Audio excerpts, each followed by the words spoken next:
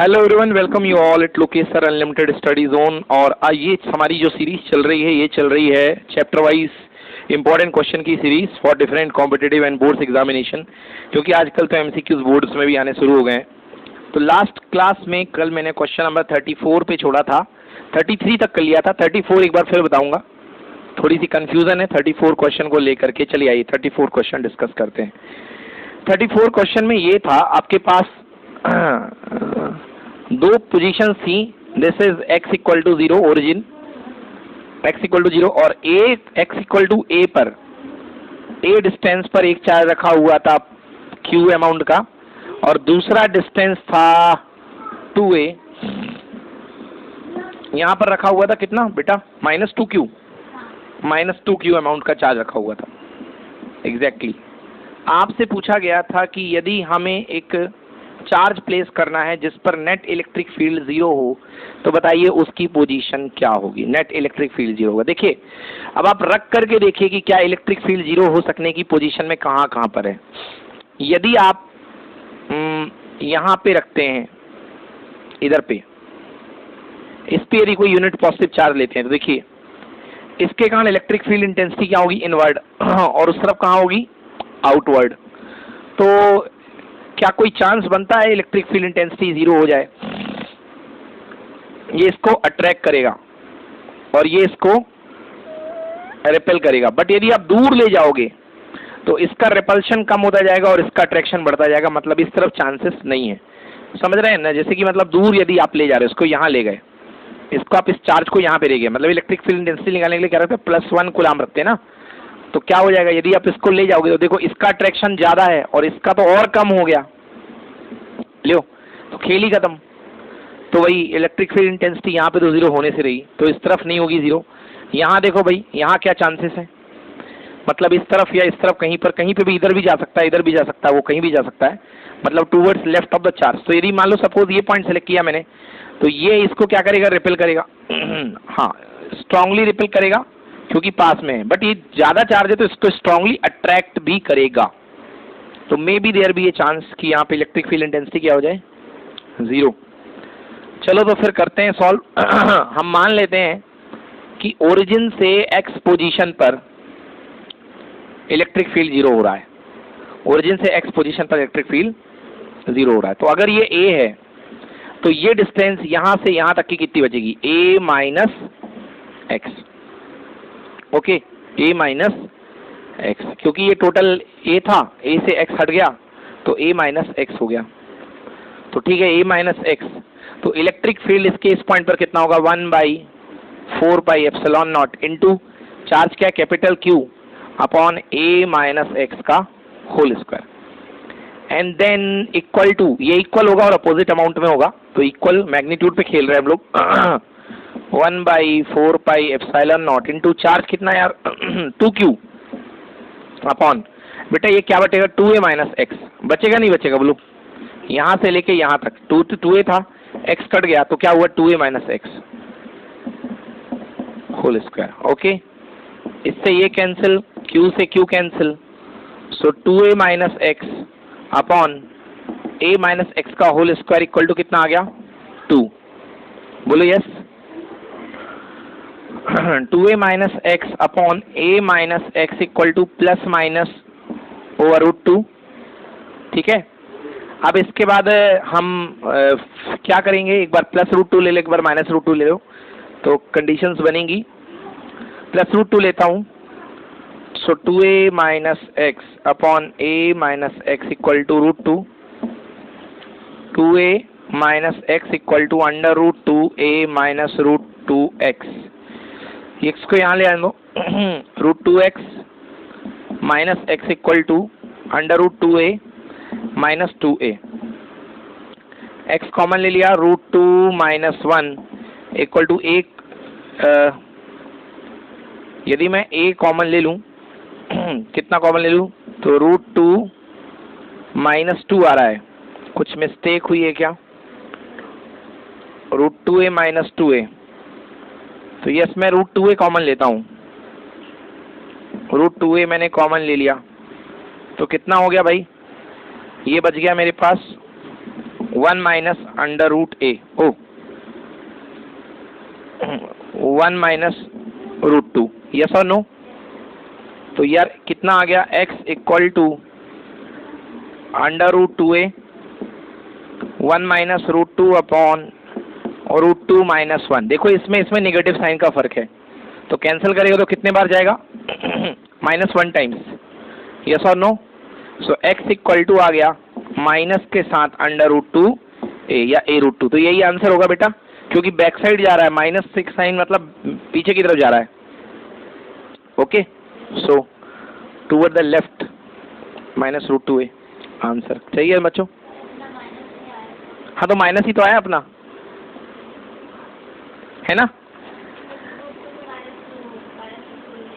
क्या बोल रहे हो? अच्छा रूट 2 को माइनस रूट 2, तो मे बी अपन ने कुछ और करके उधर 4 ले लिया होगा या x उधर ले लिया होगा, ऐसा कुछ है ना, ऐसा कुछ करके कर लिया होगा, x माइनस ए कर लिया होगा या a प्लस एक्स।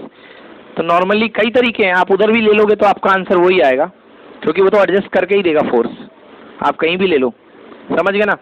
बस ये है कि हाँ किसी में प्लस में आ जाएगा आंसर, किसी में माइनस में आ जाएगा, वो आपके डायग्राम की डिजाइनिंग के ऊपर डिपेंड करता है कि आप अपना डायग्राम कैसे बना रहे हो। चलें आगे, चलो 34 हो गया, आंसर तो यही था ना? ठीक ठीक, next question number 35।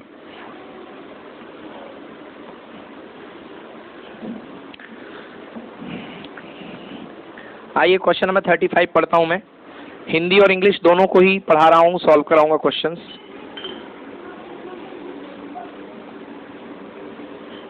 Question number 35, question number 35 कह रहा है एक आवेश -q तथा दूसरा आवेश +q दो बिंदुओं a और b पर रखे जाते हैं, मतलब 2 charges are there, first charge is a position at a and second position at b। ठीक है, a पर रखा गया है -q, हाँ, और b पर रखा गया है +q, नाम भी दे रखे गए हैं, ऐसे ही दिए गए हैं -q +q। कह रहा है आवेश +q को बिंदु b पर स्थिर रखकर एक पर रखे आवेश को अन्य एक बिंदु c पर ले जाया जाता है ताकि a b c समबाहु त्रिभुज बनाता है, प्रत्येक की भुजा l है। -q को चलाने में किया गया कार्य क्या होगा? बेटा देखो ये a है, b है, एक पॉइंट c है, एक पॉइंट c है, ठीक है ना? अब कह रहा है कि ऐसा करके मतलब +q को फिक्स कर दिया, +q को फिक्स कर दिया बी पॉइंट पर, और जो -q है इसको पकड़ करके a से लेके c पे ले जाया जा रहा है, a से लेके c पर ले जाया जा रहा है। तो आपको बताना है a से लेके c पर ले जाया जाता है, और ऐसा ले जाया जाता है मतलब इक्विलैटरल ट्रायंगल बन जाए, मतलब यदि इसको भी आप देखो मिला करके तो इक्विलैटरल ट्रायंगल बन जाए। यस, इक्विलैटरल ट्रायंगल मतलब ये साइड भी L है ये साइड भी L है। ओके, तो आपको बताना है कि वर्क डन कितना किया गया होगा। Now you know work done W, बेटे इसको ले गया है, इस चार्ज को पकड़ के ले जाया जा रहा है, आप तो किसी को लेके जाओ कोई दिक्कत नहीं है। तो work done delta W is equal to क्या होता है, डेल्टा V इंटू Q। तो पोटेंशियल डिफरेंस जहां पर थे और जहां पर गए उन दोनों बीच के पॉइंट का अपन को पोटेंशियल डिफरेंस चाहिए। चलिए बताइए पोटेंशियल डिफरेंस कितना होगा दोनों पॉइंट के बीच का? हाँ भाई, पोटेंशियल डिफरेंस कितना होगा?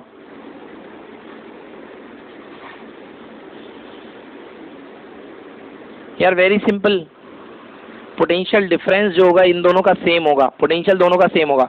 क्यों? क्योंकि ये सोर्स चार्ज है, तो जितनी दूरी इसकी यहाँ से है उतनी दूरी इसकी यहाँ से है, तो जितना पोटेंशियल यहाँ पर आएगा उतना पोटेंशियल यहाँ पर आएगा। याद आया कि नहीं आया? तो पोटेंशियल डिफरेंस इक्वल टू 0, तो 0 multiply by Q equal to 0, तो answer work done equal to 0। Note करिए।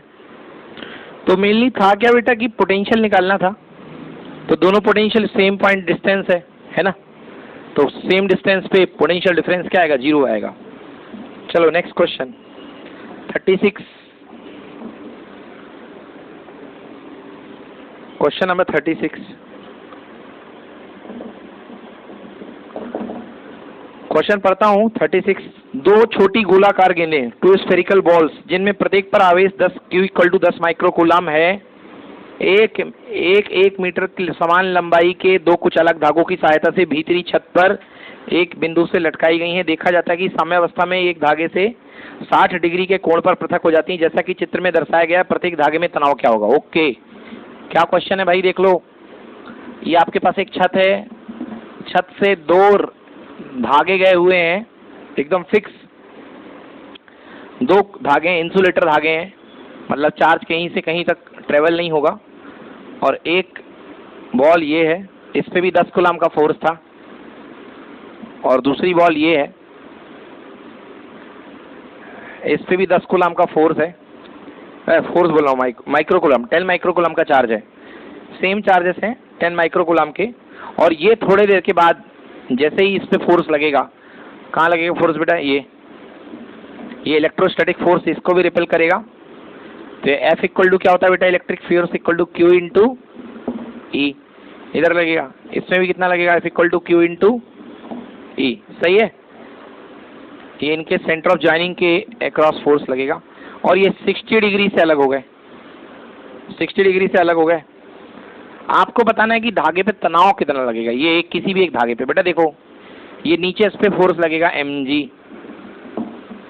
ये नीचे इस पे फोर्स लगेगा mg, इस पे भी लगेगा। ठीक है, आपको बताना है धागे पे तनाव कितना होगा। ये टेंशन आपको बतानी है कि ये टेंशन आपको कितनी निकलेगी। ठीक है, अब अपन को क्या करना है? रिजॉल्व करने पड़ेंगे फोर्स के कंपोनेंट। चलो पहले डायग्राम बना लो बच्चों। चलिए देखिए, अब बताता हूं मैं। देखो, ये जो टेंशन है, ये टेंशन के दो कंपोनेंट टूटेंगे, एक इधर, यस और नो, ठीक है ना, एक इधर, ये कंपोनेंट टूट गया। क्लियर है? ये क्या टूटेगा? T cos theta. cos theta कितना आएगा? देखो ये 60 था, तो ये वाला जो पार्ट होगा, वैसे देखो ये 60 है, तो ये आधा वाला पार्ट कितना होगा बेटा? 30। बोलो यस। ये 30 है, तो ये वाला पार्ट भी कितना होगा? 30। Alternate interior angle. तो ये जो कंपोनेंट टूटेगा that will B T cos 30, और ये कंपोनेंट क्या टूटेगा? T sin 30। ना मास दिया है तो इससे तो कोई मदद मिल नहीं सकती है, मतलब अपन को इसी से मदद लेनी पड़ेगी। मतलब T cos 30 किसके इक्वल होगा? इलेक्ट्रोस्टैटिक फोर्स के। यस और no? T cos 30 = electrostatic force. ठीक है ना? तो देखो एक चीज याद रखना, मैंने टेंशन का डायग्राम ऊपर क्यों बनाया है? जैसे ये सपोर्ट था, ये डोरी यहाँ आ रही थी, तो इस पे जो नेट फोर्स लग रहा होगा, एक इलेक्ट्रिक स्टैटिक फोर्स यहाँ लग रहा है ना, और एक mg यहाँ लग रहा है, तो इसका रिजल्टेंट यहाँ कहीं पर जाएगा ना, रिजल्टेंट यहाँ कहीं पर जाएगा। तो इसका जो रिएक्शन होगा दैट इज टेंशन। समझ गए ना? एक्शन और रिएक्शन होते हैं टेंशन। तो टेंशन हमेशा ऊपर की तरफ, बॉडी से दूर की तरफ, क्योंकि बॉडी यहाँ खींच रही है, तो टेंशन ऊपर की तरफ जाएगा। Okay, yes. तो भाई ठीक है, निकाल लो। T cos theta = QE, sorry QE नहीं, FE। T cos theta 30 degree = FE। सही तोड़ा है ना मैंने? T cos 30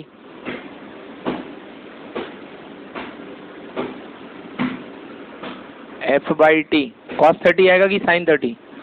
साइन तो ये चला जाएगा, ये थीटा है, थीटा का कंपोनेंट है, तो ये वाला कंपोनेंट कॉस का बनेगा और ये कंपोनेंट साइन का। बेटा कुछ गड़बड़ी हो रही है, एक मिनट।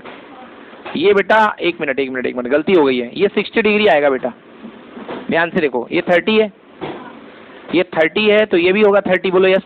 और ये टोटल 90 होना था, तो ये कितना बनेगा बोलो? 60। ये गलती हो रही थी। ये जो एंगल कितनी डिग्री? 60 नहीं है समझ में?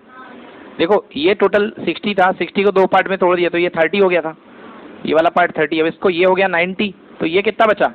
हाँ, ये गलती हो रही थी, 3 cos 60 आएगा। ओके, अब बिल्कुल सही है, अब बिल्कुल सही है। ओके हाँ, तो T cos 60 डिग्री = K, यानी 1/4 Q1 Q2 कितने कूलम है भाई साहब?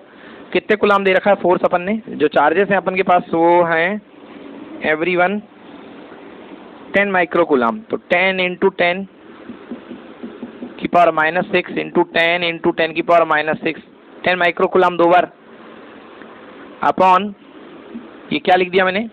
के q upon r square upon दोनों के बीच की दूरी दी गई है, दोनों के बीच की दूरी। अब ये भी प्रॉब्लम है, दोनों के बीच की दूरी नहीं दी गई है यहाँ पे, तो दोनों के बीच की दूरी अपन को निकालनी पड़ेगी। कैसे निकालेंगे? देखो बेटा, जो धागे की लंबाई है यहाँ पे 1 मीटर दी गई है, ये कितने मीटर बेटा? 1 मीटर। तो 1 मीटर से अपन को ये निकालनी पड़ेगी। मान लिया अपन ने ये बीच की लेंथ बेटा x है, इस लेंथ को क्या मान लिया? x। तो cos लगा दो, cos 60 degree equal to base x upon hypotenuse 1। Yes और no? cos 60 degree equal to base कितना हो गया? x मान लिया, हाइपोटेनस कितना है? 1। सो यार cos 60 इक्वल टू 1/2, तो x इक्वल टू कितना आ गया? 1/2। तो दोनों एक x और x एक हो जाए 1 हो जाएगा, तो इधर भी 1/2 इधर भी 1/2, तो 1 हो जाएगा। तो कितना t cos 60 यानी t इंटू 1/2, cos 60 की value 1/2 equal to k 9 into 10 की पावर 9। देखो 6 और 6 12, 12 में ऑलरेडी 2 0 आ गए ये वाले, तो हो गया 10 की पावर कितना? -10 बचा, इंटू 10 की पावर -10 अपॉन 1। ठीक है, सब कुछ है। सो t इक्वल टू हो गया 9 2 18 मल्टीप्लाइड बाई 10 की पावर -1। ठीक है ना? तो आंसर हो गया 1.8 Newton is the correct answer. Note करिए। क्या था? 2 चार्जेस थे 60 डिग्री के एंगल पे, एक थ्रेड है, दोनों 1 मीटर के हैं, वो उससे सेपरेट हो गए थे। आपको फिर निकालना था टेंशन कितनी निकलेगी। क्लियर? नेक्स्ट क्वेश्चन रफ कर दूं। Question number 37। एक सूक्ष्म विद्युत द्विध्रुव का वैद्युत द्विध्रुव के केंद्र से r दूरी पर निम्न के किसके समानुपाती होता है?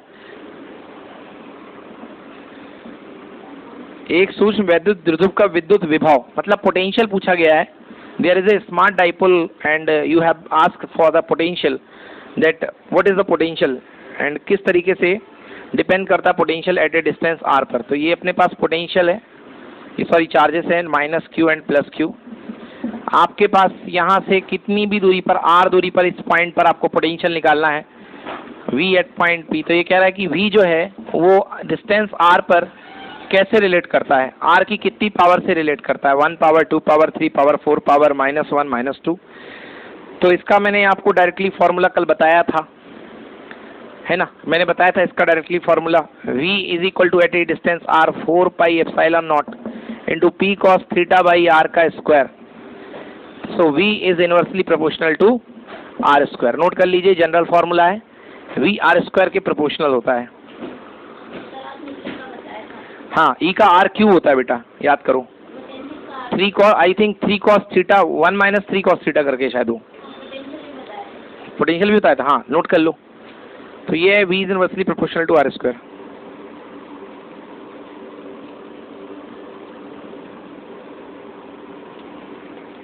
नेक्स्ट 37 हो गया, 38 पे आ जाओ। 38 यदि किसी सुचालक की सतह के प्रत्येक इकाई क्षेत्रफल पर आवेश Q हो तो सतह के किसी बिंदु पर विद्युत क्षेत्र की तीव्रता क्या होगी? भाई सतह के किसी बिंदु पर विद्युत क्षेत्र की तीव्रता क्या दिया है? आवेश Q दे रखा है। ठीक है, तो अपन जानते हैं डायरेक्टली फॉर्मूला ही होता है इसका,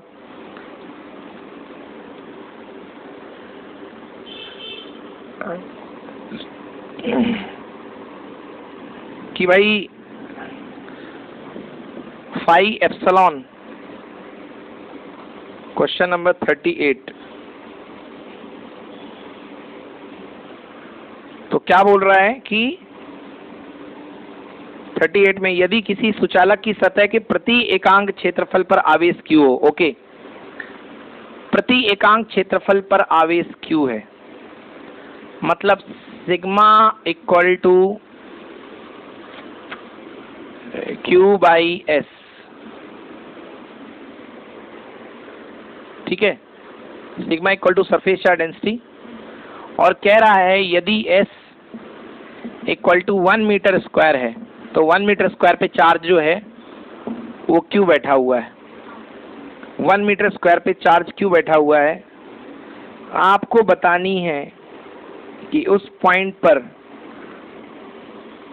इलेक्ट्रिक फील्ड की इंटेंसिटी क्या होगी। आपको उस पॉइंट पर इलेक्ट्रिक फील्ड की इंटेंसिटी क्या होगी। हम लोग जानते हैं कि electric flux is equal to क्या होता है, E dot S, E dot S.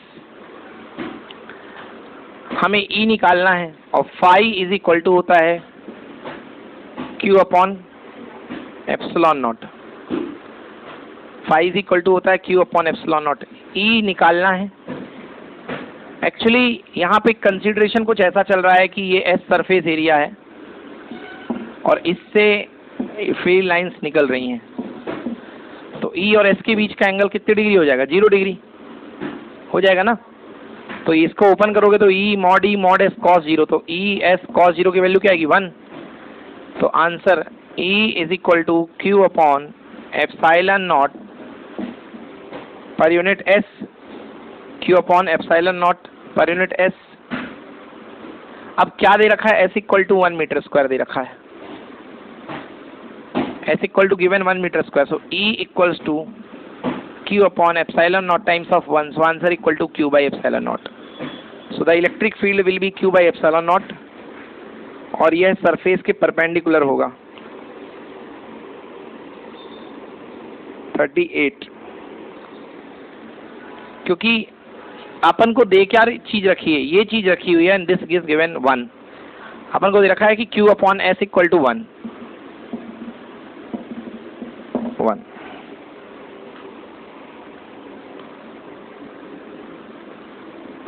No, charge per unit surface equals to Q coulombs per metre square, correct, equal to small q।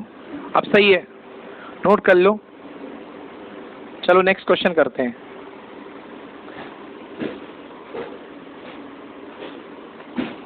Thirty 38 के बाद 39। 1 मिलीमीटर त्रिज्या वाले एक लंबे सीधे तार पर विद्युत आवेश समान रूप से वितरित है। तार की 1 सेंटीमीटर की लंबाई पर आवेश का मान Q है। एक अन्य बेलनाकार पृष्ठ जिसकी त्रिज्या 50 सेंटीमीटर और लंबाई 1 मीटर है, इस तार को समान समित रूप से घेरे हुए है। इस बेलनाकार पृष्ठ से गुजरने वाले कुल फ्लक्स का मान क्या होगा। ओके, तो हिंदी में हो गई बात। अब now see in English. Question number 39, there is a 1 mm radius wire, means the radius of the wire equal to 1 mm। 1 mm का एक वायर है। अब 1 mm के वायर के 1 mm का पतला वायर है कि 1 सेंटीमीटर लेंथ में, ये मान लीजिए जो लेंथ आपको दी गई है this is of 1 centimetre. 1 centimetre length में जो टोटल चार्ज है that is plus Q, means in 1 centimetre length the total charge distributed is plus Q. On another cylindrical surface whose radius is 50 centimeter. So consider a radial cylindrical surface around this wire.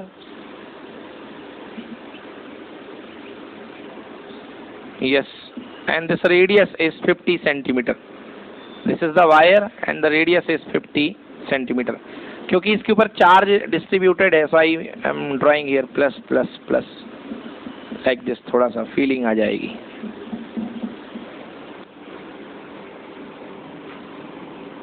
आपको बताना है total flux कितना है इस surface से जाने वाला। भाई फ्लक्स इक्वल टू क्या होता है, Q बाई एप्सिलॉन नॉट। हमें टोटल चार्ज निकाल करके एप्सिलॉन नॉट से डिवाइड करना पड़ेगा यदि हम चाहते हैं इसको करना, ठीक है। So phi is equal to Q by epsilon naught. अब Q निकालना है, देखिए कैसे Q निकालेंगे।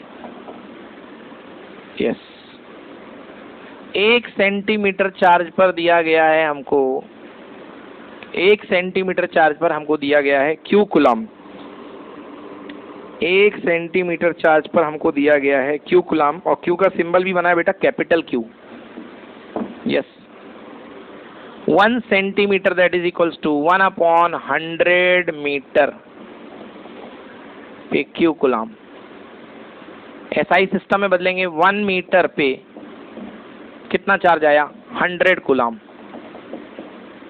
बोलो यस की नो। 1 मीटर, और ये 1 मीटर लेंथ का ही तो सरफेस है, मतलब यहां से लेके यहां तक जो चार्ज इंक्लोज्ड है दैट इज इक्वल टू कितना, 100 coulomb. So Q equals to 100 times of capital Q by epsilon naught. Flux equal to, sorry not Q equal to, so flux equal to 100 times of capital Q by epsilon naught. बेटा यही flux है, option में check करता हूं मैं, correct, 100 capital Q by epsilon naught, option B. Yes it is, option number B है। ठीक है, देखो कितना डरावना क्वेश्चन लग रहा था, बहुत सिंपल है, केवल गॉस लॉ से ही आ गया ये तो। Next question, question number 40। किसी बिंदु पर विद्युत विभव -5x + 3y + 15z है, तो विद्युत क्षेत्र का परिमाण क्या है। Yes, at certain point the electric potential is given as -5x + 3y + √15 of z. Then ask what is the electric field intensity. We know that electric field E is equal to, in differential form for varying potential field, dV by dx. But बेटा यहाँ तो तीनों access बदल रहे हैं, dV by dx, तो actually यहाँ पे पार्शियल डिफरेंशिएशन होगा। ओके, तो इसका पार्शियल डिफरेंशिएशन हो जाएगा V का, कैसे लिखेंगे अपन, इसको लिखिए डेल में, देखिए dx, इसको लिख सकते हैं इस तरीके से, delta V by delta x plus delta V by delta y plus delta V by delta z। ये नोट करिए, delta V by delta x plus delta V by delta y plus delta V by delta z। अब मतलब ये component निकलेंगे electric field के, ये x direction में निकलेगा, ये y डायरेक्शन में, ये z डायरेक्शन में, ये 3 पार्ट निकलेंगे। इसको प्लस करके निकले को मैं नहीं कह सकता हूँ, तीनों अलग अलग निकाल लो, delta V by delta x निकाल लो, delta V by delta y निकाल लो, और delta V by delta z निकाल लो। हाँ, ये इलेक्ट्रिक फील्ड का x कंपोनेंट Ex, ये Ey और ये Ez, ये कह लो बेटा। क्या होगा देखो, डिफरेंशिएट कर दो x के रिस्पेक्ट में -5, क्यों, क्योंकि x का होता है 1, इसका ये तो कांस्टेंट है 0, इसका भी 0। देन y के रिस्पेक्ट में तो ये कांस्टेंट है, इसका आएगा कितना 3, और z के रिस्पेक्ट में करोगे तो कितना आएगा √15, √15। अब क्या जो बनता है, E वेक्टर इक्वल टू होता है EXi cap plus EYJ cap EZK cap, तो mod E equal to √ EX² plus EY² plus EZ²। Value put करेंगे बेटा, 5 का स्क्वायर 25 प्लस 3 का स्क्वायर 9 एंड दिस इज 15, 15 और 9 34, 34 और 25 कितना आएगा बोलो, 15 और 9, 5 का स्क्वायर 25 और 9 34, और 34 एंड 15 49। यस, 49 का रूट कितना आया 7, यूनिट क्या होगी वोल्ट पर मीटर। आंसर लिखो 7 वोल्ट पर मीटर।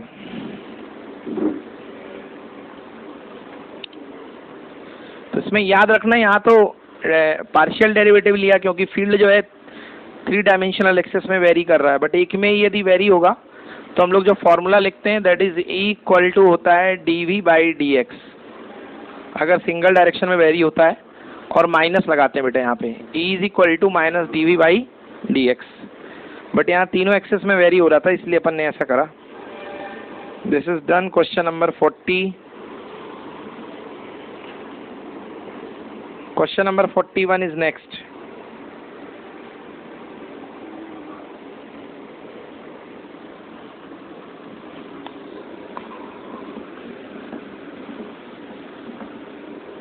Question number 41. दो बराबर आवेश वाले कण एक दूसरे पर d दूरी पर स्थित हैं। इनके लंबवर्धक पर x दूरी पर स्थित किसी तीसरे कण आवेशित कण पर लगने वाला कूलाम्ब बल अधिकतम होगा कब? भाई दो इक्वल चार्जेस हैं, two equal charges are there separated by a distance d. So to take first is plus q and second is also plus q.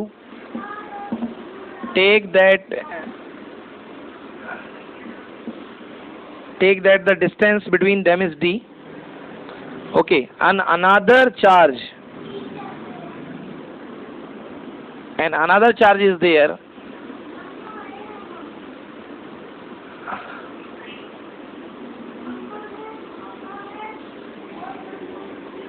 And another charge is there. With distance x.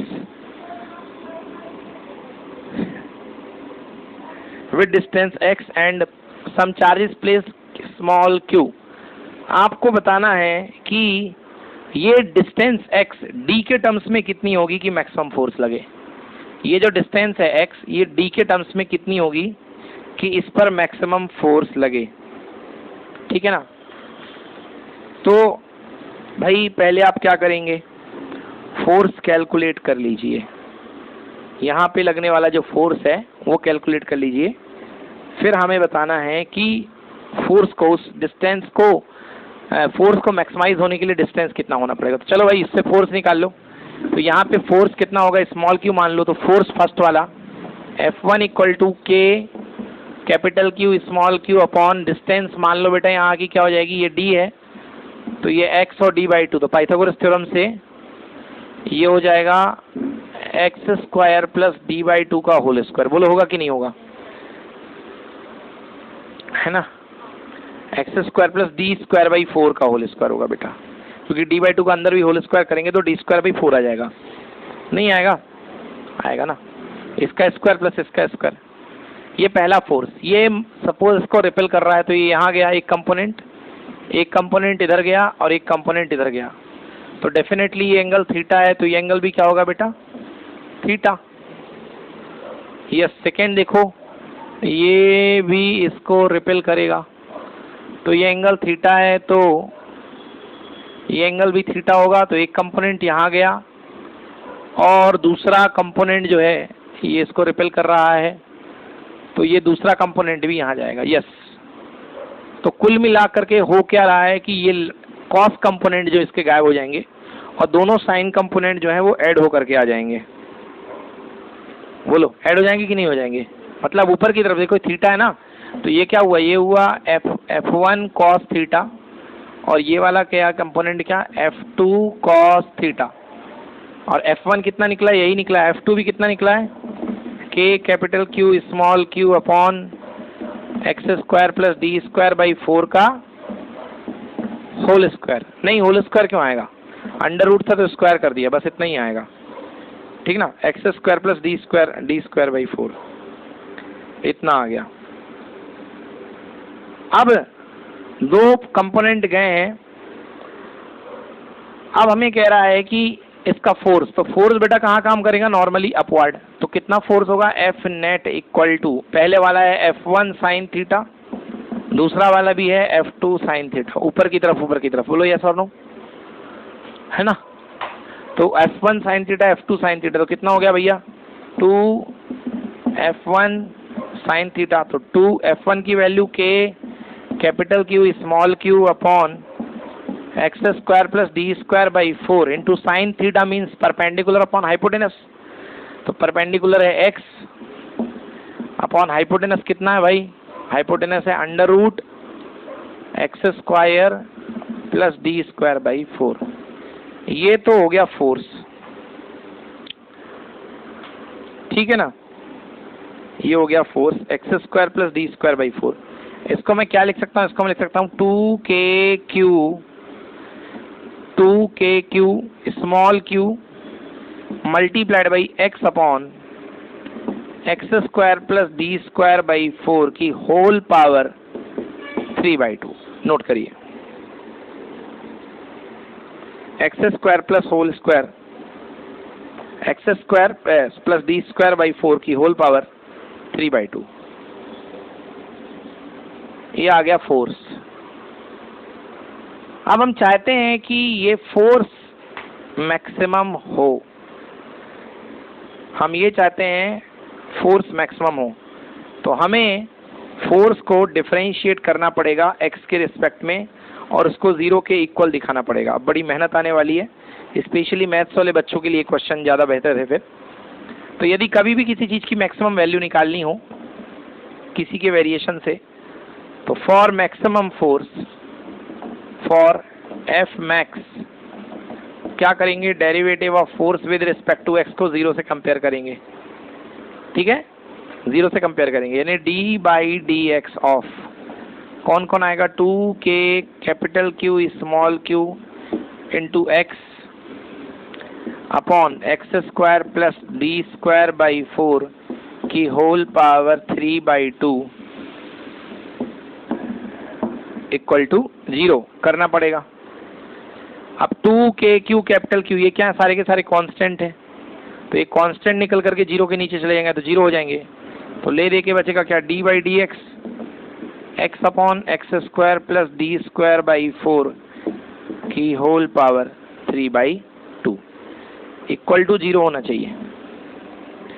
चलिए अब differentiation करना पड़ेगा, बड़ी मेहनत करनी पड़ेगी।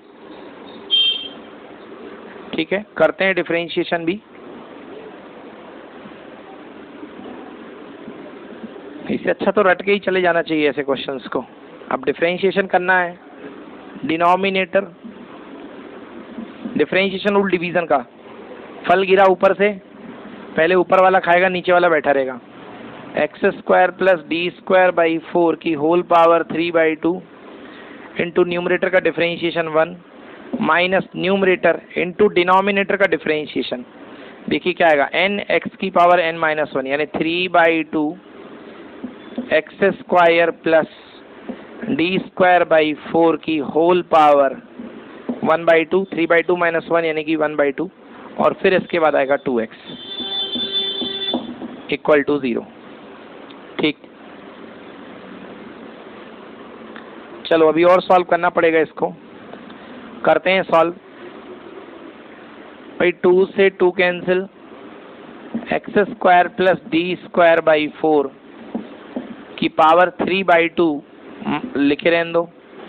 3/2 का मैं लिख सकता हूँ 1 plus 1/2 minus 3 into x 3x square और x square plus D square by 4 की whole power 1/2 equal to 0। X square plus D square by 4 की होल पावर 1/2 कॉमन, यहाँ कितना आ गया, x square plus D square by 4, single power बचेगी 1 और minus यहाँ पे आया 3x स्क्वायर इक्वल टू 0।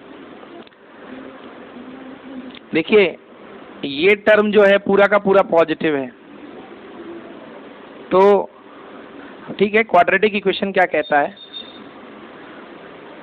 अब यहाँ पे दो चीजें, या तो ये 0 या तो ये 0, ठीक है ना, या तो ये 0 या तो ये 0। तो चलिए बारी बारी 0 करेंगे। तो यदि आप इसको 0 करोगे तो एक्स स्क्वायर इक्वल टू क्या जाएगा, माइनस डी स्क्वायर बाई 4, क्योंकि ये 0 के उस तरफ जाएगा। अरे बेटा करते ना क्वाड्रेटिक इक्वेशन में, एक बार ये 0 एक बार ये 0, तो x square plus D square by 4 equal to whole power 1/2 equal to 0 करोगे तो ये भी क्या कहलाएगा, 1/2 चला जाएगा, 0 की तरफ 0 हो जाएगा, आएगा x square equal to minus D square by 4। But किसी का भी स्क्वायर नेगेटिव हो नहीं सकता, तो ये तो गलत हो गया। अब आ जाओ इसमें, तो x square minus 3x square कितना हो गया, D square by 4 equal to 0 करना है, तो माइनस 2x स्क्वायर उस तरफ चला गया तो कितना हो गया 2x स्क्वायर, ठीक है ना। तो x square equal to D square by 8 आ गया, बिल्कुल सही है। तो x square equal to D square by 8, root ले लो बच्चों, तो डी स्क्वायर का रूट डी आएगा और 8 का रूट 2√2, तो answer x equal to D upon 2√2। Note कर लो, बहुत बड़ा क्वेश्चन था, कर लिया सॉल्व।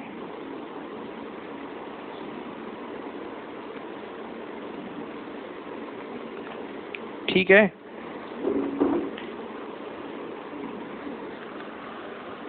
d/2√2। Next question 42।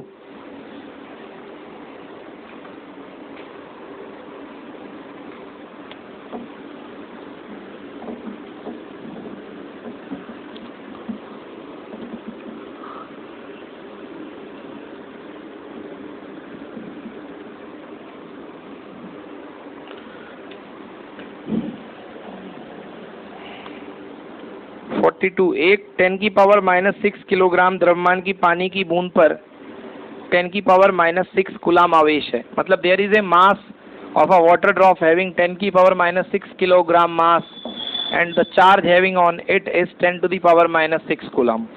इस बूंद पर कितना विद्युत क्षेत्र लगाया जाए कि यह अपने भार से संतुलित हो जाए। भैया भार नीचे की तरफ क्या लग रहा है बेटा, mg, और ऊपर कह रहा है फोर्स लगेगा इलेक्ट्रिक फोर्स, तो क्या होगा, QE। कह रहा कितना इलेक्ट्रिक फील्ड लगाओ कि ये वेट से अपने इक्वल हो जाए, बैलेंस हो जाए। Okay, what should be electric field there to balance it by its own weight. So चलो QE equal to mg। Q कितना है, 10⁻⁻6 कूलम। E ठीक है, M कितना है, 10⁻⁻6। ग्रेविटेशनल की वैल्यू क्या होती है, वही 9.8, तो 10 मान लो, से ये कैंसिल हो गया। E इक्वल टू आंसर कितना आ गया, 10 वोल्ट पर मीटर। 10 वोल्ट पर मीटर। अब इन लोगों ने पूछा है कि,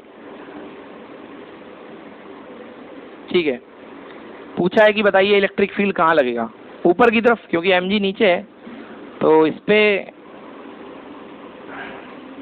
हाँ ठीक है, नोट कर लो 42 आंसर, चेक कर लूँ।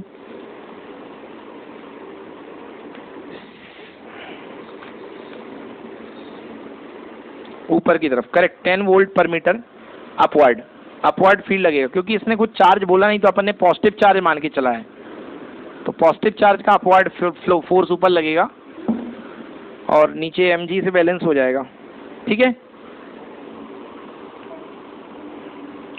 Next question 43।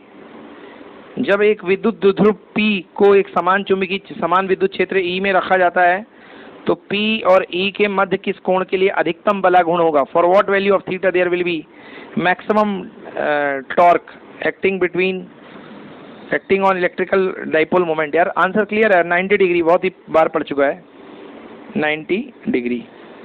ठीक है ना। नेक्स्ट क्वेश्चन 44 भी हो गया, 42 भी हो गया, 43 भी हो गया। Next come to the question number 44। चलिए अगला क्वेश्चन 44।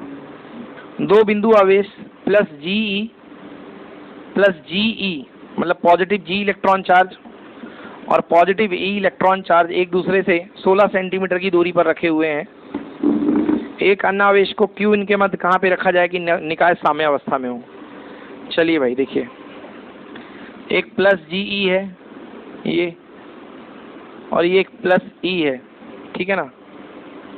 16 सेंटीमीटर की दूरी पर रखे हैं, 16 सेंटीमीटर। कह रहा है एक अन्य आवेश प्लस Q को इनके मध्य कहाँ पर रखा जाए, तो कहीं पर बोल रहा है कि एक प्लस Q चार्ज और है, इसको कहाँ पर रखें कि जो सिस्टम है वो साम्यावस्था मतलब कि इक्विलिब्रियम में रहे। Where should the third charge plus Q to be place that the system will be at equilibrium. तो यार सिस्टम इक्विलिब्रियम के लिए पहली चीज ये है कि इसी पर नेट फोर्स 0 होना चाहिए। तो मान लेता हूं मैं कि ये यहाँ से जो है GE चार्ज से एक डिस्टेंस पे प्लेस किया जाता है, तो force due to GE equal to force due to plus E। इस पर एक फोर्स ये लगाएगा, बोलेगा भाग यहाँ से, एक फोर्स ये लगाएगा, तो दोनों के फोर्स इक्वल कर दो, यही तो इक्विलिब्रियम होगा ना। So force due to GE वही small k capital Q plus GE electron multiplied by plus Q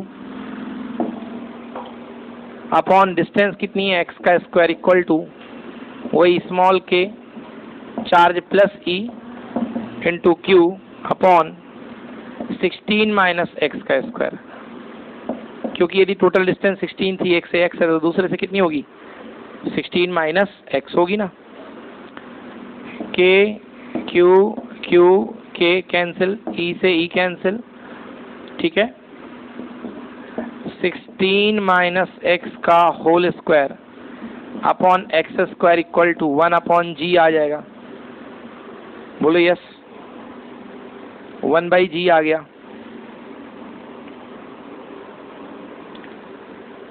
ठीक है जी, यार एक्चुअली ये जी नहीं था, ये 9 इलेक्ट्रॉन था, अभी मैंने देखा ये 9 इलेक्ट्रॉन है। चलो 9 कर लो, कोई बात नहीं, तो जी नहीं है वो 9 है, प्लस 9 इलेक्ट्रॉनिक चार्ज। तो ये कितना हो गया 1 अपॉन 9। चलो क्या लिख सकते हो इसको, 16 माइनस एक्स अपॉन एक्स का whole square equal to 1 by 9। Square root ले लो, 16 minus x upon x equal to क्या 1 बाई 3। वही दो चांसेस हैं, plus minus 1 by 3, plus minus 1 by 3, दो चांसेस होते हैं। ठीक है, देखिए बट अब सब साफ समझ में आ रहा है कि ये प्लस ही आएगा, क्योंकि 16 में से कुछ कम होने वाला और बीच का ही कम होगा, तो प्लस लेके चलो। 16 minus x upon x equal to 1 by 3, तो 16 into 3 48 minus 3x equal to x, 48 equal to 4x, x equal to 48 upon 4, answer 12 metre. तो भैया 12 सेंटीमीटर। एक मिनट, क्यों भाई अपने कुछ गलत किया क्या? अच्छा अच्छा अच्छा, ठीक है कोई दिक्कत नहीं है, सेंटीमीटर में भी रहने दो क्योंकि यूनिट वाइज वो कैंसिल हो गया। वैसे मीटर में बदल लेते तो अच्छा रहता, मगर मीटर में बदल लेते 10 की पावर -4 और ये भी 10 की पावर -4, तो कैंसिल तो हो ही जाता, समझ गए ना। तो x सेंटीमीटर में ही लेके चलें अपन, तो आंसर आएगा 12 centimetre. Yes, answer 12 centimetre. Done. 44 done. 45, कांच की छड़ को जब रेशम से रगड़ा जाता है, on rubbing the glass rod with silk, तो भैया सीधे ये पूछा गया है कि कौन इलेक्ट्रॉन लेता है कौन इलेक्ट्रॉन छोड़ता है। तो ये तो लर्निंग फैक्ट है भाई, कि कांच को छड़ को रेशम से रगड़ने पर कांच जो होता है पॉजिटिवली चार्ज हो जाता है और जो रेशम के कपड़े होते हैं उस पर निगेटिव चार्ज आ जाता है, बस यही है। तो लिख दो, glass acquire positively charge, positive charge धनावेश, and silk cloth will acquire the negative charge as glass has low electron affinity, so it will lose some electrons and give it to silk cloth। ठीक है, next देखिए question number 46। 46 कह रहा है, समान द्रव्यमान m और आवेश q के दो कणों को 16 सेंटीमीटर की दूरी पर रखा गया है, वे किसी बल का अनुभव नहीं करते, तो q अपॉन m का मास क्या होगा। समान द्रव्यमान m और आवेश q के दो कणों को, भाई m द्रव्यमान के दो कण हैं, m। अब ये कह रहा है कि इनको 16 सेंटीमीटर की दूरी पर रखा गया है, ये दूरी 16 है, तो जाहिर सी बात है भाई एक दूसरे को अट्रैक्ट करेंगे। इसको ऐसा बना लो, वैसे मगर ग्रेविटेशनल फोर्स है, ये दूसरे को अट्रैक्ट करेंगे, m। ग्रेविटेशनल जो होता है अट्रैक्टिव नेचर का होता है। और समान आवेश, क्वेश्चन नंबर 46 कर रहे हैं ना, हाँ, समान आवेश q है, इससे ये रिपेल करेंगे। तो यदि दोनों एक दूसरे कोई बल का अनुभव नहीं कर रहे हैं, इसका मतलब इलेक्ट्रोस्टैटिक फोर्स जो होगा ग्रेविटेशनल फोर्स के क्या होगा, इक्वल, तभी तो बल का अनुभव नहीं होगा ना। ये फोर्स मिलके इसको कैंसिल कर देगा, Fe के वही 1/4πε0, तो इसमें 4πε0 की टर्म्स में आंसर है, तो 1/4πε0 इंटू q का square upon r square equal to g mass m, r का स्क्वायर से r का square cancel, q by m की वैल्यू बोली है, तो q स्क्वायर यहाँ से m स्क्वायर नीचे आ गया, 4πε0 ऊपर और g ऊपर, तो q by m equal to कितना आ जाएगा बेटा, √4πε0 जी। बहुत बेसिक क्वेश्चन, नोट करिए। अगला है विद्युतशीलता का मात्रक। इसको मैंने इंग्लिश में शायद कन्वर्ट नहीं किया, सॉरी गाइज।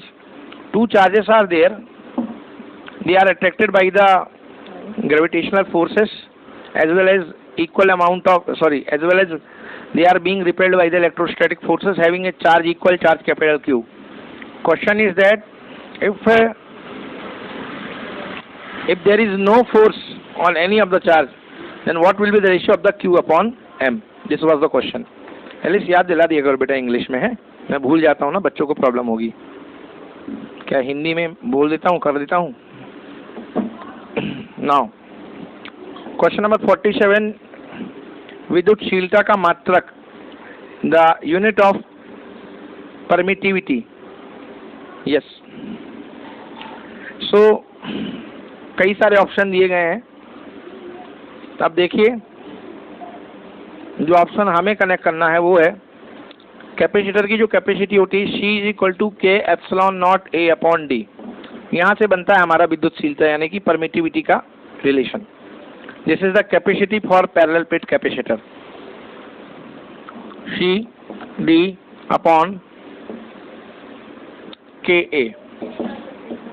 जस्ट व्हाट, हाँ निकाल सकते हैं, बट यहाँ पे फैराड भी है।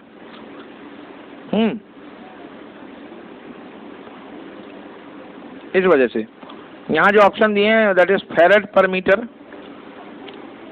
जूल पर कूलम, वोल्ट पर मीटर, हेनरी पर मीटर। Let's move. तो भाई कौन सा होगा इसका यूनिट, मैंने बोल दी ना कौन कौन सी। 47। So right answer is farad पर मीटर। कैसे निकलेगा? Unit of capacity C is equal to 4 pi epsilon naught R, best formula. Capacity of the spherical conductor 4 pi epsilon naught R, epsilon naught equal to C upon 4 pi R, C for farad, 4 pi no unit, R for radius, radius metre, answer farad पर metre. समझ में आया? Any problem? Next question. This was question number 47. Now move to the 48. 48 question number. A भुजा वाले एक घन के केंद्र पर एक आवेश Q रखा गया है। घन के एक फलक पर वैद्युत फ्लक्स का मान क्या होगा? Very simple, Q by 6 epsilon not. This is a cube. What is the question? There is a cube of size A. A charge capital Q is placed at the center of the cube. What is the amount of flux diverging from each face of the cube? Okay, so total charge, total flux diverging, that is equal to Q upon epsilon naught, and out of the 6 phase total, one phase से जाने वाला जो flux होगा divided by 6, answer is Q by 6 epsilon naught. Very simple. 48 is also done. Next question 49.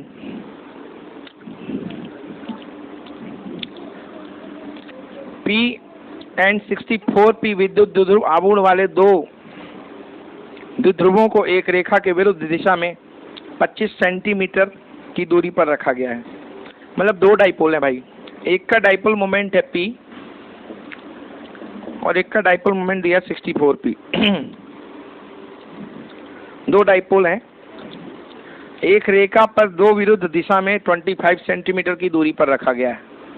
तो एक, हाँ ये dipole है, इन दोनों के बीच की दूरी 25 सेंटीमीटर है। तो ये तो पॉइंट दिख रहे हैं ना, तभी बताता हूँ। आपके पास दो डाइपोल दिए गए हैं, एक का डाइपोल मोमेंट है P, दूसरे का है 64P, और इनको अपोजिट डायरेक्शन में, मतलब कि एक का डाइपोल मोमेंट अगर नॉर्थ टू साउथ जाएगा तो एक का साउथ टू नॉर्थ जाएगा।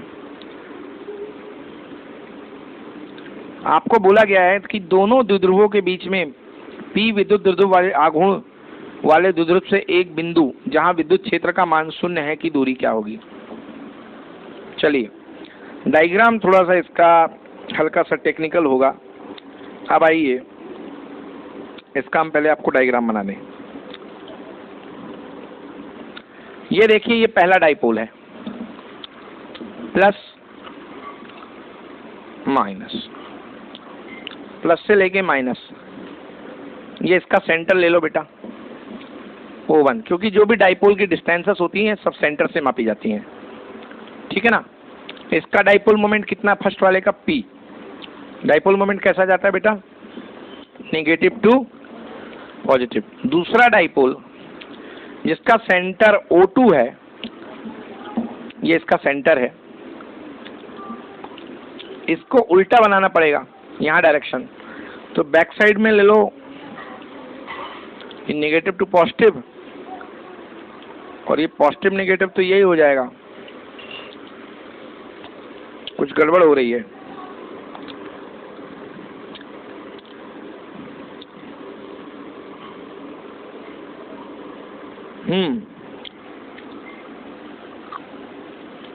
इसकी इंटेंसिटी यहां जा रही है। एक बार क्वेश्चन पढ़ देता हूं मैं फिर से। P और 64P विद्युत ध्रुव आघूर्ण वाले दो ध्रुवों के एक रेखा पर विरुद्ध दिशा में, अच्छा, ठीक है, अपोजिट डायरेक्शन में, ठीक है, कोई दिक्कत नहीं है। तो ये प्लस और ये माइनस, अपोजिट डायरेक्शन मतलब एक इस तरफ और एक इस तरफ, एक इस तरफ और एक इस तरफ, ये है रखा हुआ है। दोनों द्विध्रुवों के बीच में P विद्युत ध्रुव आघूर्ण वाले से बिंदु, अब कह रहा है कि इन दोनों के बीच में यहां पर कोई पॉइंट ले लो आप, जिस पर आपको बताना है इलेक्ट्रिक फील्ड 0 है। समझ गए ना। इसकी डिस्टेंस कितनी होगी फर्स्ट वाले से, तो आपको ये डिस्टेंस निकालनी है। इस डिस्टेंस को आप x मान लो, और इन दोनों डाइपोल के बीच की दूरी कितनी है, 25। देखो जरा कितनी दी है मैंने। दोनों डाइपोल के बीच की डिस्टेंस जो है 25, करेक्ट। मतलब सेंटर O1 से लेके सेंटर O2 तक की दूरी कितनी है, 25 है। अब मन में सवाल आता होगा कि सर देखिए यहां पर आपके पास जो है इसका electric field positive to negative, आपको पता होगा कि जो डाइपोल की डायरेक्शन में होता है इलेक्ट्रिक फील्ड, तो इसका इलेक्ट्रिक फील्ड ये आएगा। याद आया कि नहीं है? एक्सियल कंडीशन में जो नेट इलेक्ट्रिक फील्ड बनता था वो in the direction of dipole बनता था, याद आया? और इसका कैसा बनना चाहिए, इस तरीके से, तो ये नेगेटिव टू पॉजिटिव, ये तो उल्टा हो जाएगा, तो आपको डाइपोल उल्टा रखना चाहिए यहाँ पे, राइट। यहाँ पे माइनस चार्ज और यहाँ पे प्लस चार्ज। अब डायरेक्शन जो जाएगी इसकी, हम लोग क्या पढ़ते थे, ऐसा डाइपोल बनाते थे ना, नेगेटिव पॉजिटिव, और डायरेक्शन इसकी भी नेगेटिव टू पॉजिटिव, और इसकी कैसी जाती थी, in the direction of field, in the direction of field, तो यूं कर लो, ऐसी जाती थी। ओके, कंफ्यूजन अवॉइड करना चाहते हो तो आप इसको एक काम करो, इसको ले लो नेगेटिव, इसको ले लो पॉजिटिव। अब चलो देखो, अब इसके स्पीड डायरेक्शन किस तरफ जाएगी, इस तरफ, और ये नेगेटिव और ये पॉजिटिव, तो इसकी डायरेक्शन किस तरफ जाएगी, इस तरफ। बोलो ठीक है, forward, negative to positive, no, ये पॉजिटिव लेना पड़ेगा और ये नेगेटिव, हाँ, तब इस तरफ जाएगी, राइट। अब सही है, अब एकदम सही है, देख लो, क्लियर हुआ। नेगेटिव पॉजिटिव फॉरवर्ड धक्का मारेगा इस तरफ, नेगेटिव पॉजिटिव फॉरवर्ड धक्का मारेगा इस तरफ, रिजल्ट में इंटेंसिटी 0 हो जाएगी। चलिए, तो क्या है भाई, क्या लगने वाला है, यहां तक की डिस्टेंस x है, इस वाले डाइपोल के सेंटर से ये डिस्टेंस x है, तो इस वाले डाइपोल से कितनी होगी, जब ये टोटल 25 है, तो यहां से यहां तक की कितनी होगी, 25 माइनस x, ठीक है ना। चलो, अब फॉर्मूला क्या होता है भाई, एक का डाइपोल मोमेंट P है, एक का 64 P है। फॉर्मूला क्या होता है? तो दोनों की डाइपोल इलेक्ट्रिसिटी बराबर होगी, यानी E एक्सियल फर्स्ट वाले का equal to E axial second वाला। ये तो होगा ना, क्योंकि एक्सियल पॉइंट पर ए पॉइंट। हाँ, फॉर्मूला क्या होता है? 1/4 पे एप्सिलॉन नॉट, इसको लिख दिया मैंने K 2P फर्स्ट वाले का, डाइपोल मोमेंट P है तो 2 टाइम्स P, 2P आता था, अपॉन डिस्टेंस कितनी x³ equal to K 2 into P कितना 64 है, 64 का 2 कितना हो जाएगा 128 P अपॉन कितना 25 x का होल क्यूब। काटा कुटी करो, K P कैंसिल, ये 2 है, ये x³। एक काम करो 25 माइनस x को ऊपर ले आओ, x का whole cube upon x³ equal to, ये इधर गया 128 अपॉन कितना 2।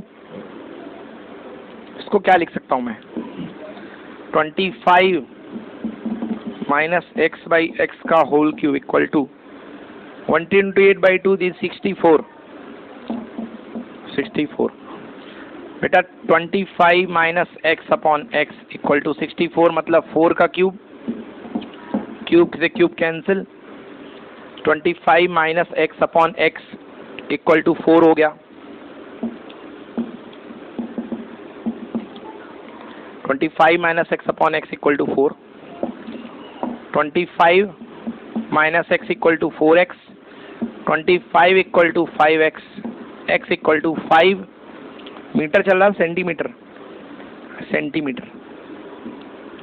Answer. Okay, 5 centimetre is answer. Next is question number 50। हवा में रखे हुए दो आवेश एक दूसरे को 10⁻⁻⁴ न्यूटन बल से प्रतिकर्षित करते हैं।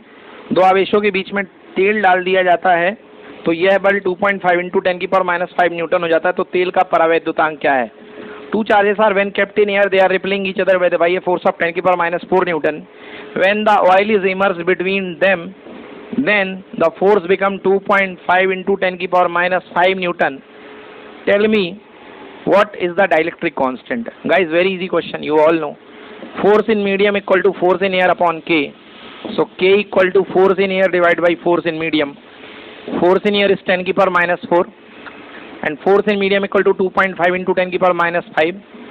बेटा 10⁻⁴ 5 ऊपर चला गया तो एक 10 बचा और नीचे 2.5, ढाई चौके 10, answer 4। Dielectric constant equal to 4। Done. Next question 51। एक गोली गाउसी पृष्ठ के अंदर बिंदु से अलग एक बिंदु पर आवेश स्थित है, सत्य कथन को चिन्हित कीजिए। Okay, there is a spherical Gaussian surface. Okay, ये क्वेश्चन थ्योरेटिकल है, पूरा पढ़ना हो पहले हिंदी में। एक गोलीय गाउसीय पृष्ठ के अंदर पृष्ठ के केंद्र से बिंदु से अलग अलग अलग स्थान पर एक बिंदु आवेश स्थित है। मतलब एक गॉसियन सरफेस है, उसके मतलब सेंटर पे नहीं, कहीं और पे एक चार्ज प्रेजेंट है गॉसियन सरफेस की इधर। फर्स्ट तो कह रहा है कि बताइए सही कथन कौन सा है, सही स्टेटमेंट कौन सा। पृष्ठ पर विद्युत फ्लक्स कहीं भी धनात्मक होगा तो कहीं ऋणात्मक। सेकेंड, पृष्ठ को छेदता कुल फ्लक्स 0 होगा। ओके। थर्ड, कुल फ्लक्स पृष्ठ की त्रिज्या पर निर्भर करेगा। बिल्कुल गलत। Total flux does not depend on the radius. Region कितना भी बड़ा हो, नंबर ऑफ फ्लक्स सेम है। नेक्स्ट, पृष्ठ पर कहीं भी विद्युत फ्लक्स शून्य नहीं होगा। ये बात तो सही है। अब कह रहा है पृष्ठ पर विद्युत फ्लक्स कहीं धनात्मक होगा तो कहीं ऋणात्मक। ए पॉइंट मतलब at some places the electric flux will be positive, at some places electric flux will be negative। But ये भी तो डाउटफुल है ना।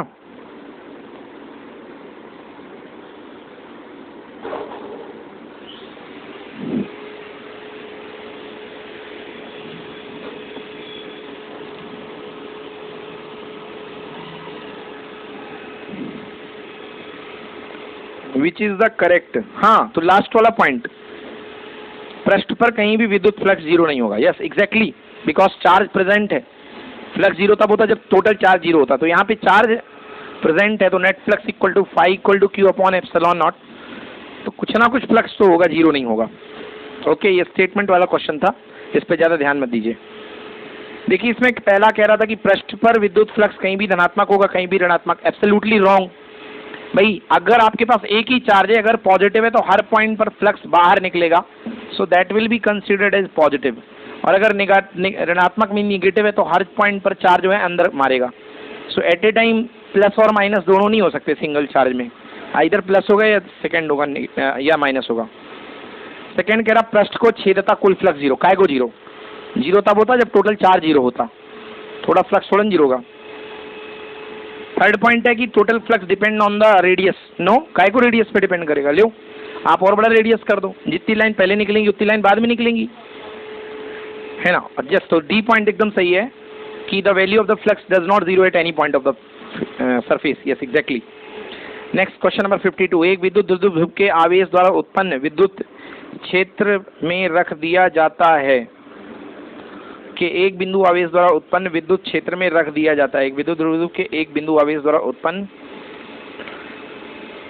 ये भी थ्योरेटिकल क्वेश्चन है। 52 में एक्सप्लेन करूंगा इसको पूरा आपको, इसका क्वेश्चन मैं नहीं पढ़ रहा हूं, आपको एक्सप्लेन कर देता हूं 52। हाँ, तो चलिए क्वेश्चन लिखिए आप लोग होमवर्क के लिए। एक क्वेश्चन मैं आपको दे रहा हूं कि यदि एक कह रहा है कि यदि एक पॉइंट चार्ज, सपोज ए पॉइंट चार्ज है, पॉइंट चार्ज का जो इलेक्ट्रिक फील्ड होता है वो कैसा होता है? स्फेरिकल सिमेट्री होता है। ओके, एक पॉइंट चार्ज जो इलेक्ट्रिक फील्ड क्रिएट करता है, उस इलेक्ट्रिक फील्ड में आप अगर एक डाइपोल को प्लेस कर दो, एक डाइपोल को आप प्लेस कर दो, ठीक है ना। एक डाइपोल के यदि आप प्लेस कर देते हो तो बताइए क्या जीरो हो सकता है? पहला, द्विध्रुव पर नेट बल जीरो होगा, मतलब फर्स्ट है F net equal to zero. Second point, first point zero होगा, सेकेंड पॉइंट है एफ नेट, नेट बल जीरो हो सकता है, may be zero, net force zero हो सकता है। थर्ड पॉइंट, द्विध्रुव पर क्षेत्र के कारण बलाघूर्ण जीरो होगा। थर्ड पॉइंट है torque is equal to zero. And fourth point, torque may be zero. तो आपको बताना है कि इसमें से कौन सा पॉइंट सही है, ये आपको होमवर्क है, करके लेके आना है। ओके, नेक्स्ट अगला क्वेश्चन 53। नेक्स्ट देखिए क्वेश्चन नंबर 53 है, यदि कोई आवेश निरक्षीय रेखा पर गति करता है, means if a charge is moving on a equatorial line, yes here some point charge +1 coulomb या कितना भी ले लो, क्यू चार्ज ले लो, तो बताना है ई और ईबी में क्या रिलेशन होगा। यहाँ पे चार्ज बैठा हुआ है, कोई ए पोजीशन पे चार्ज बैठा है क्यू और बी पोजीशन पे चार्ज बैठा है क्यू। लिखना चाहिए वैसे इनको कि दोनों चार्ज इक्वल हैं या अपोजिट है, डाइपोल है। तो ई और ईबी में क्या फर्क होगा भाई? डिस्टेंस सेम है, तो जितना ई ए होगा उतना ईबी होगा। तो correct answer is E A equal to E B, है ना। सो आंसर है E A equal to E B, because equatorial position पे दोनों डिस्टेंसेस सेम होती हैं, तो इलेक्ट्रिक फील्ड भी इक्वल हो जाएगा, इवन पोटेंशियल भी इक्वल होगा, एक दूसरे के नेगेटिव होगा पोटेंशियल। अगला क्वेश्चन मैंने करवाई दिया था कि एक चार्ज कैपिटल क्यू है, इसको दो भाग में तोड़ रहे हो, एक माइनस क्यू है, दूसरा है क्यू माइनस क्यू। तो आपको बोला गया कैपिटल क्यू अपॉन क्यू का रेशियो निकालो। तो कैपिटल क्यू तो जो था ही, स्मॉल क्यू क्या हो गया था? Q by two. तो 2 पलटी मार के ऊपर आंसर आ गया, तो 2:1, ठीक है ना, 2:1। चलिए अगला एक कंसेप्ट लिखिए, लिखो, at all types of polygon, at all types of polygon equal charges are placed at the corner। चाहे कोई भी पॉलीगन हो, अगर सेंटर पे इक्वल चार्जेस प्लेस्ड हैं, ओह सॉरी, कॉर्नर्स पे इक्वल चार्जेस प्लेस्ड हैं, then electric field intensity at the center will be zero. Center पे इलेक्ट्रिक फील्ड इंटेंसिटी जीरो होगी। देखो ये कोई भी आपके पास ट्रायंगल है,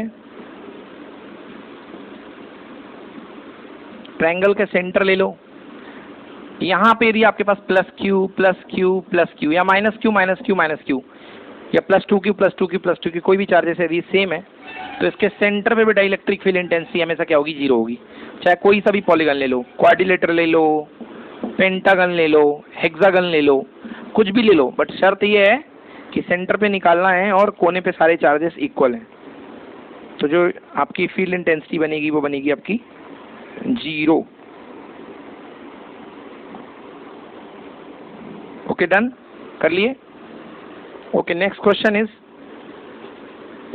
किसी विद्युत ध्रुव के कारण अक्षीय स्थिति में किसी बिंदु पर विभव निम्नानुसार बदलता है। कई बार बता चुका मैं। क्वेश्चन क्या है, at some point of the electric dipole moment on इस axial position the potential is change accordingly, V is inversely proportional to R²। क्या था फॉर्मूला बेटा, V इक्वल टू, क्या था फॉर्मूला, जनरल फॉर्मूला V का dipole के कारण 3p cos theta. Check करो 3p cos थीटा है कि p cos थीटा है? 3p है पक्का? मैं नहीं मानता, चेक कर लीजिए कहीं p cos थीटा तो नहीं है। हाँ हाँ हाँ, वही p cos थीटा यानी kp 1/4 पे एप्सिलॉन तो रहेगा ही, kp cos थीटा। समझ गया ना, इलेक्ट्रिक फील्ड में आता है 3 वाला concept. Next question 57,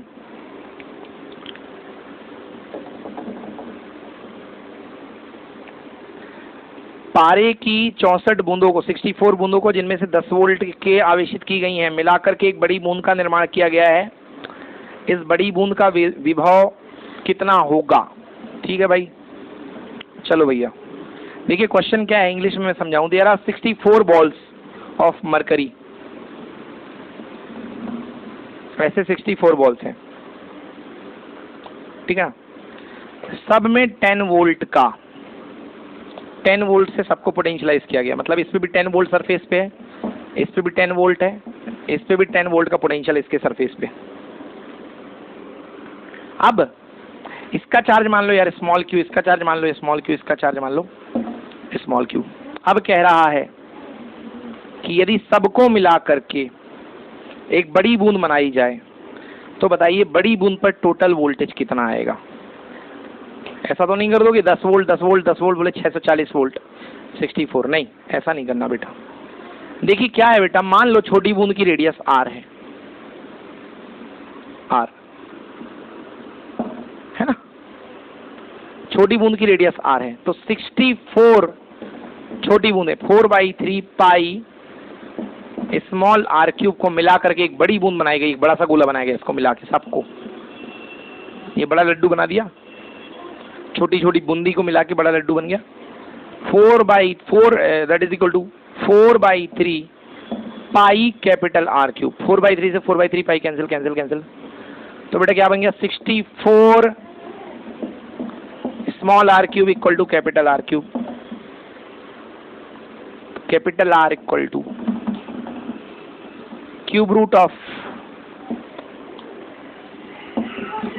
64 R cube, क्या आएगा बेटा 4R। यस, तो जो बड़ी रेडियस आई है बेटा वो 4R है, जो बड़ी रेडियस आई है वो 4R है। बड़ा लड्डू जो आया उसकी रेडियस कितनी है 4 small r, 4 times of small r। चलिए अब निकालते हैं 4, इस पे कितना होगा पोटेंशियल। बेटा फॉर्मूला क्या होता है सरफेस पे पोटेंशियल का, V equal to 1/4 pi epsilon naught into total charge capital Q by R, capital R। ठीक है बेटा, ठीक है ना, कितना होगा ये निकालना है। नहीं ना, R² इलेक्ट्रिक फील्ड में आता है बेटा, पोटेंशियल पे R ही आता है, ठीक है ना।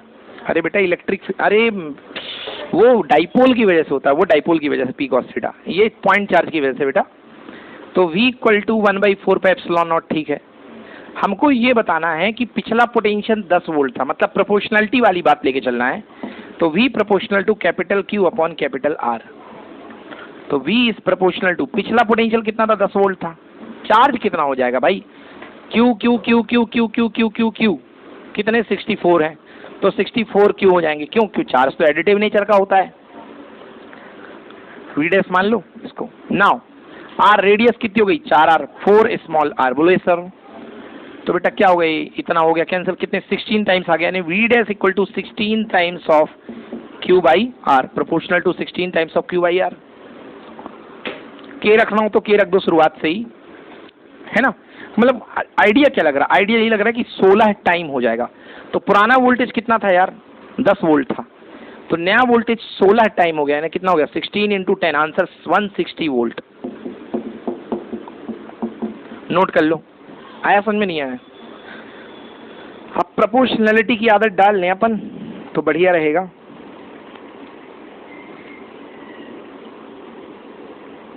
सही है, 160 वोल्ट।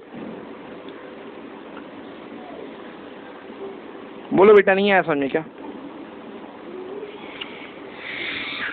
चलिए नेक्स्ट क्वेश्चन। क्वेश्चन है एज अ गिवन डायग्राम, एक समषटभुज यानी कि एक हेक्सागन, रेगुलर हेक्सागन में आपको दे रहा हूं, आपको इसके सेंटर पर पोटेंशियल की वैल्यू बतानी है। Very simple question. हेक्सागन की अपनी एक प्रॉपर्टी होती है कि इसके जो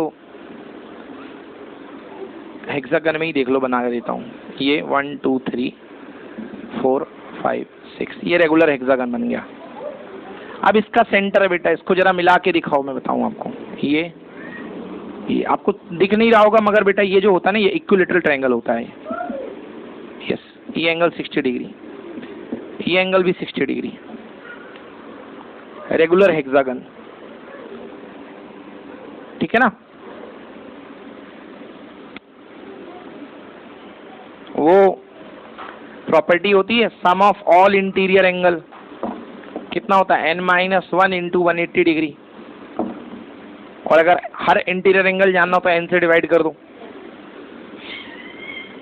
वो हेक्सागन में खैर यहां से काम तो बनेगा नहीं, अपन को तो मेनली हेक्सागन की प्रॉपर्टी देखनी है।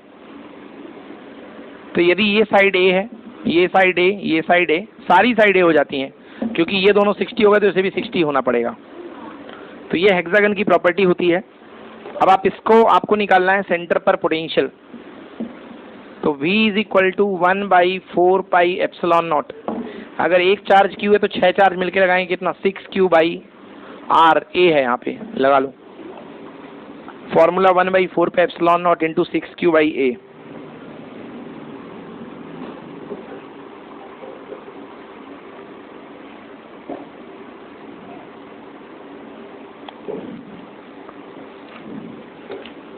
ठीक है, हर साइज इक्वल होती है, ठीक है। चलिए नेक्स्ट 59 क्वेश्चन, क्वेश्चन नंबर 59। दो बड़ी धातु की प्लेटों को एक दूसरे के समानांतर रखा जाता है। प्लेटों की आंतरिक सतहों पर प्लस सिग्मा तथा माइनस सिग्मा क्यू आवेश से करा गया है, आवेशित किया गया। बाहरी सतह उदासीन है। प्लेटों के मध्य क्षेत्र, मध्य विद्युत क्षेत्र तथा प्लेटों के बाहरी विद्युत क्षेत्र, वही एक प्लेट है, इसमें प्लस चार्ज दिया गया है, एक प्लेट है इसमें माइनस चार्ज दिया गया है। आपको बोल रहा है कि सेंटर पे और बाहर इलेक्ट्रिक फील्ड इंटेंसिटी क्या होगी, ये आपसे पूछा जा रहा है।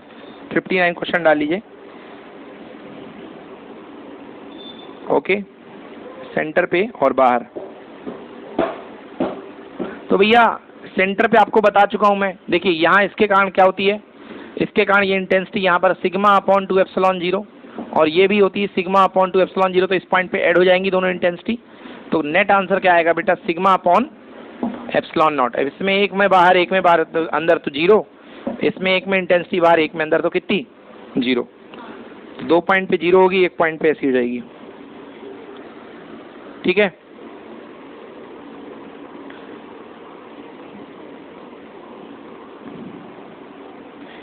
क्वेश्चन 59 हो गया। Now question number 60।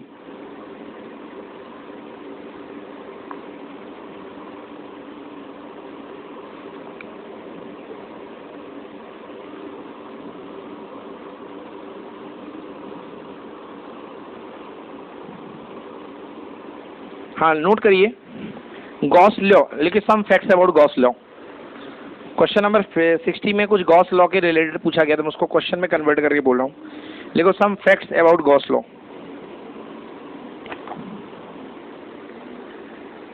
लिखो, it can be derived using Coulomb's law. Derive भी किया अपन ने कूलम्स लॉ का यूज करके स्फेरिकल सिमेट्री के लिए, जो बेसिक क्लास पढ़ाई हमने 12th में, उसमें डिराइव किया है।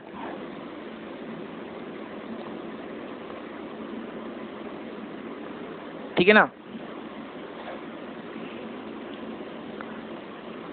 तो यही है कि मतलब ये कूलम्स लॉ से डिराइव किया जा सकता है।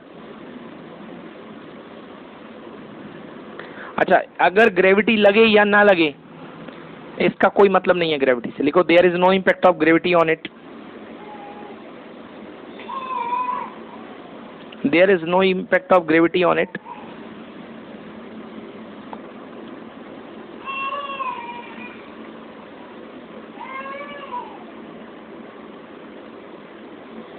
ठीक है, बस यही 2 पॉइंट है। और एक बात आप याद रखिएगा कि जैसे कि अपन ने देखा था कि पॉइंट चार्ज वाली थ्योरी में कि जो फोर्स होता है वो ऐसा फील्ड जनरेट करता है जो स्क्वायर लॉ को फॉलो करता है। तो ये जो गॉस लॉ होता है ये स्क्वायर फील्ड बस के लिए नहीं, मतलब इनवर्स स्क्वायर कंजर्वेटिव बस के लिए अप्लाई नहीं होता है। ऐसा नहीं कि केवल इनवर्स स्क्वायर वाले में, सब पे अप्लाई होता है। डिफरेंट टाइप के चार्ज डिस्ट्रीब्यूशन हो, चार्ज सिमेट्री हो, उनमें भी ये अप्लाई होता है।